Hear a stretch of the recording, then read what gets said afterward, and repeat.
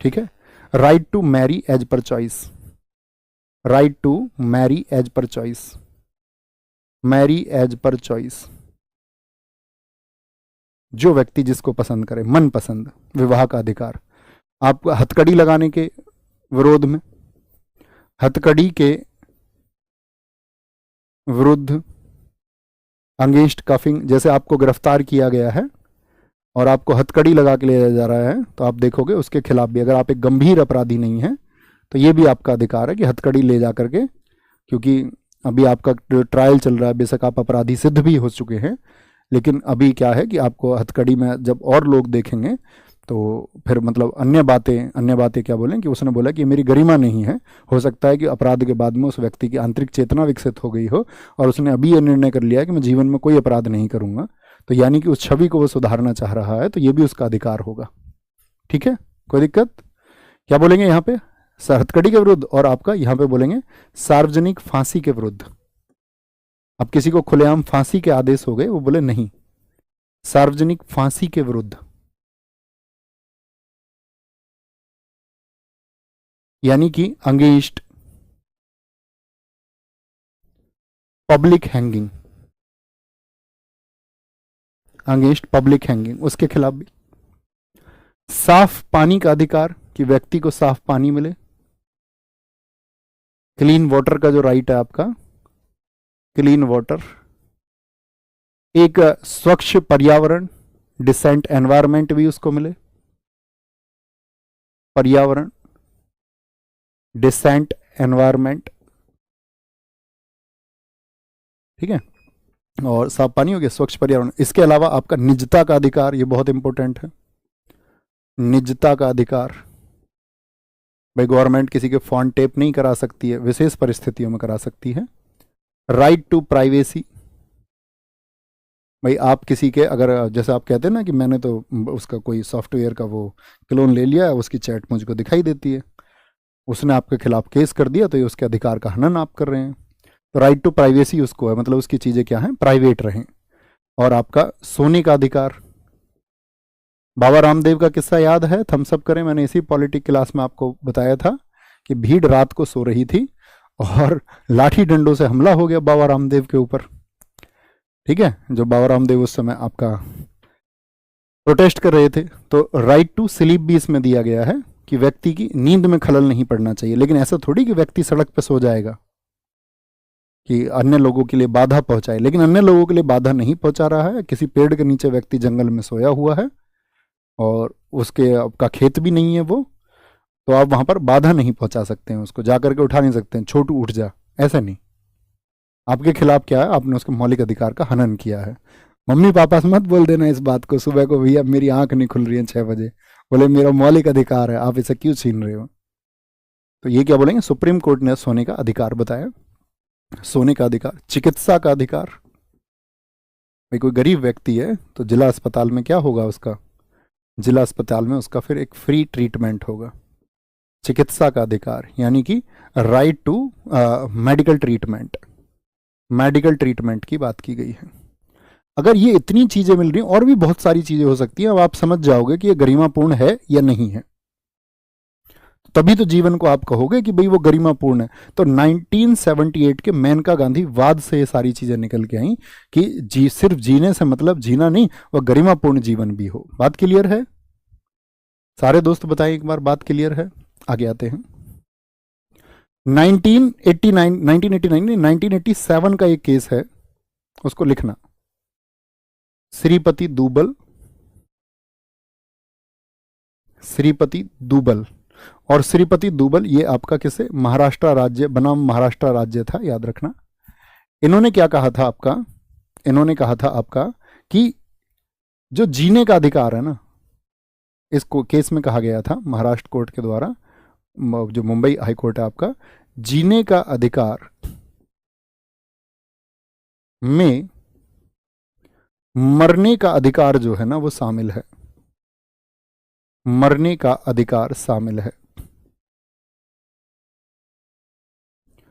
मरने का अधिकार शामिल है। किसमें? आपका जीने का अधिकार। आप समझ गए जीना कैसा होना चाहिए, जीवन गरिमापूर्ण होना चाहिए। राइट टू डाई इसमें क्या शामिल है ये बात कर रहे हैं। यानी कि मेरा आपसे क्वेश्चन है, मेरा आपसे एक क्वेश्चन हुआ, इसको नोट करिए। Does the right to die,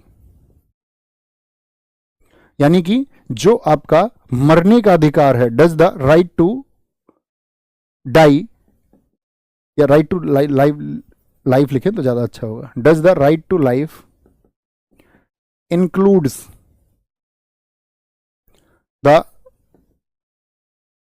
right to die, लिखेंगे क्या जीने के अधिकार में मरने का अधिकार शामिल है, हाँ या ना? आप क्या समझते हैं?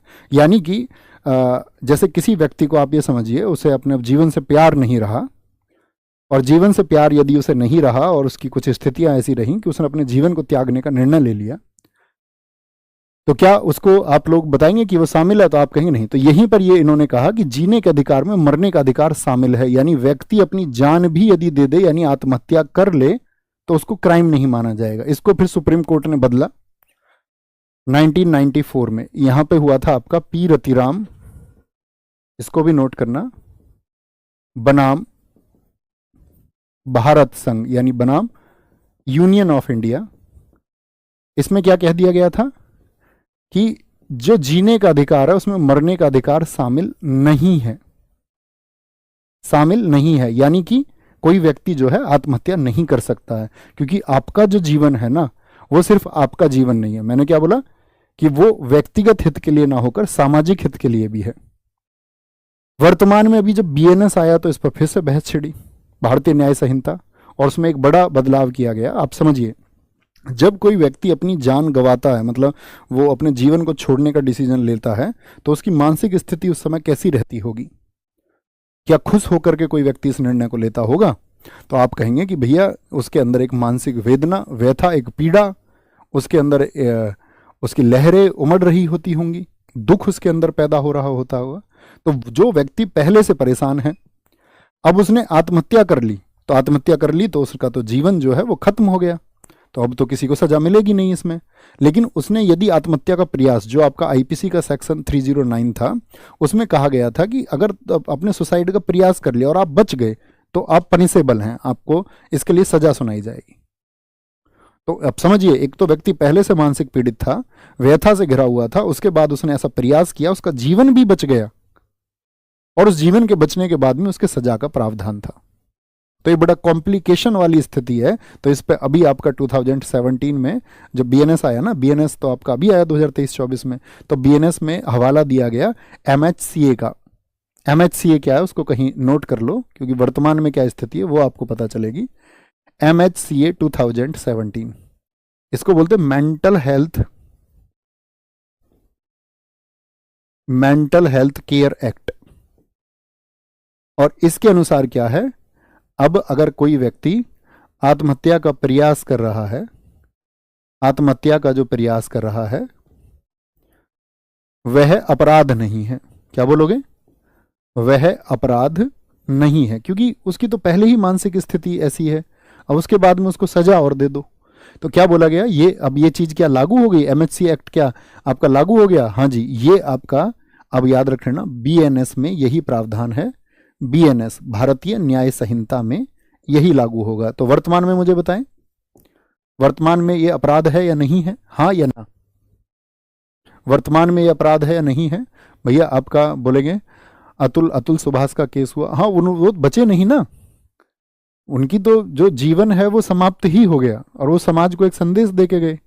आजकल जो रिश्ते हैं वो कॉम्प्लिकेशंस के साथ में लोग जी रहे हैं, पति पत्नी का रिश्ता हो, भाई बहन का रिश्ता हो, तो लोगों के बीच में आज कॉम्प्लिकेशंस बहुत ज़्यादा हैं, गैप बहुत ज़्यादा हो गया है, क्योंकि हम लोग जो है ना खुद को नीचा नहीं दिखाना चाहते, और हम एक कदम भी पीछे नहीं लेना चाहते, और हम खुद को छोटा नहीं करना चाहते।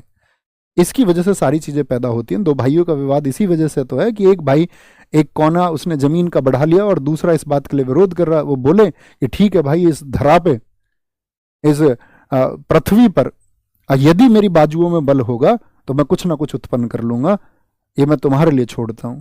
तो उस तरह की जो संवेदनशीलता वो लोगों में नहीं बची। पत्नी के पति से बहुत सारे प्रश्न हैं, पति के पत्नी पर बहुत सारे शक हैं, भाई बहनों के बीच में बहुत सारी दरार आ गई है। लेकिन ऐसा नहीं है कि समस्त संसार ऐसा, कुछ लोग बड़ा अच्छे से अपना जीवन यापन कर रहे हैं। तो क्या बोलेंगे इसमें, ये हुआ आपका आत्महत्या का प्रयास, वह अपराध नहीं है, ये बात आपको याद रख लेनी है। ये किस में बताया गया है, आपका आर्टिकल 21 में। तो जीवन की कितनी विस्तृत व्याख्या की गई है, आप समझ पा रहे हैं। हाँ जी। अब यहां पर एक केस आता है जीवन की विस्तृत व्याख्या में, यूथेनेशिया।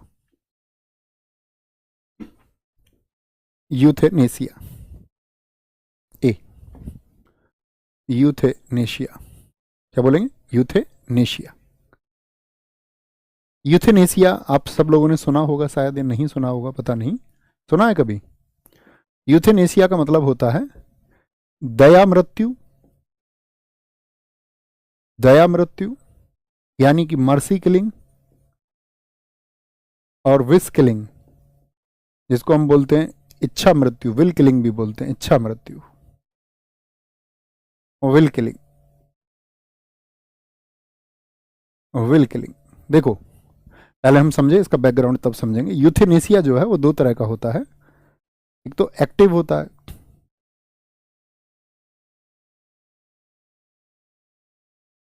एक्टिव यूथेनेशिया, और एक होता है आपका पैसिव। कैसा होता है, हिंदी में भी यही बोलेंगे, पैसिव यूथेनेशिया।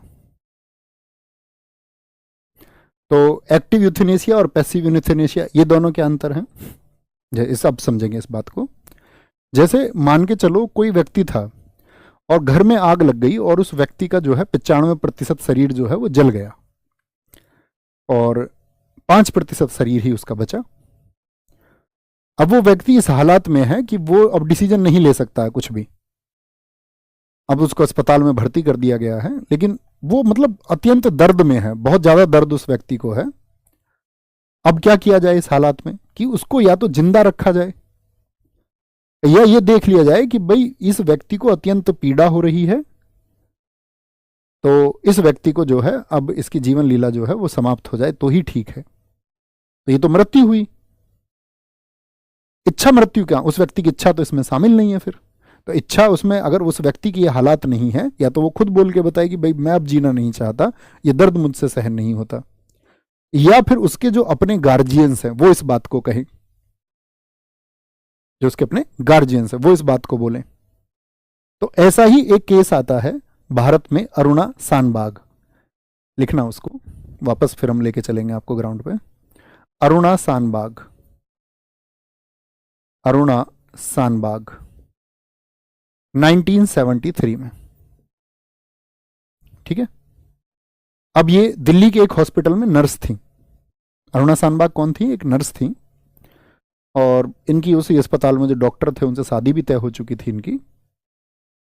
तो रात को कहते हैं कि वहाँ पर एक व्यक्ति था, अब मैं आपको बताऊँ तो उस व्यक्ति का भी जो गांव है, मैंने जो रिपोर्ट्स पढ़ी तो मुझे भी उनको देख करके बड़ा मतलब अपने कानून, अपने यहाँ की न्याय व्यवस्था पर मतलब बड़े प्रश्न चिन्ह लगे, और मैं विचारा उस बात को। तो जब कहते हैं कि भाई रात को ये अकेली थी, तो वहाँ पर सोहन लाल नामक एक व्यक्ति ने जो कुत्ता बांधने वाली जंजीर होती है उससे इनका गला बांध के इनके साथ में रेप किया। तो जब यहां से ब्लड की सप्लाई रुक गई उनकी, तो वो मस्तिष्क ने उनके ना काम करना बंद कर दिया, मस्तिष्क ने काम नहीं किया। अब आप समझिए, उस व्यक्ति को इस अपराध के लिए 1980 में रिहाई मिल गई, 7 साल जेल बस। और अरुणा सानबाग को बदले में मिला 2015 तक इसी हालत में रही, कोमा जैसी स्टेज में।